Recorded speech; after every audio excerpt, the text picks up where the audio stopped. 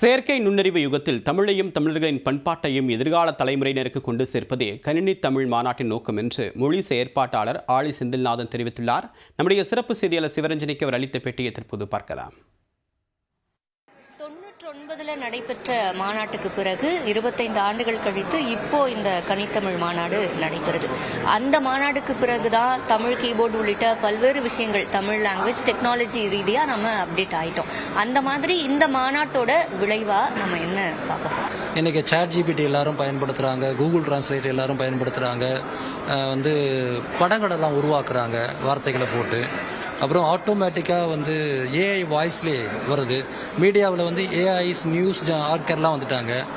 இப்போ இந்த காலத்துலேயும் தமிழ் எல்லா இடங்களையும் பயன்படுத்தணும்னா நம்ம நிறைய செய்ய வேண்டியிருக்கு.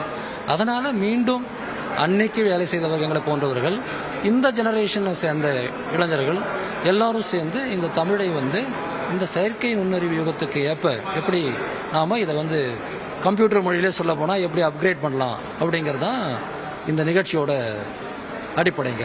இதுல தமிழை இன்னும் மேம்படுத்துறதுக்கு என்னென்ன இப்ப சிக்கல்கள் இருக்கு, நம்ம என்னென்ன செய்ய வேண்டிய தேவை இருக்கு? நல்ல தரவுகளை, நல்ல தமிழ் தரவுகளை ChatGPTயோ மைக்ரோசாஃப்டோ கூகுளோ இல்லை நம்மை போன்றவர்கள் உருவாக்குற தொழில்நுட்பத்திலேயோ பயன்படுத்தணும். அது ஒரு பெரிய செலவு பிடிச்ச காரியம். அதுக்கு நிறைய பேருடைய உழைப்பு வேணும், நிறைய மூலதனம் வேணும். இரண்டாவது அப்படி வரக்கூடிய தமிழ் நல்ல தமிழாக இருக்கணும். அந்த தமிழில் பயாஸ் இருக்கக்கூடாது, ஒரு பாலின சமத்துவம் இருக்கணும்.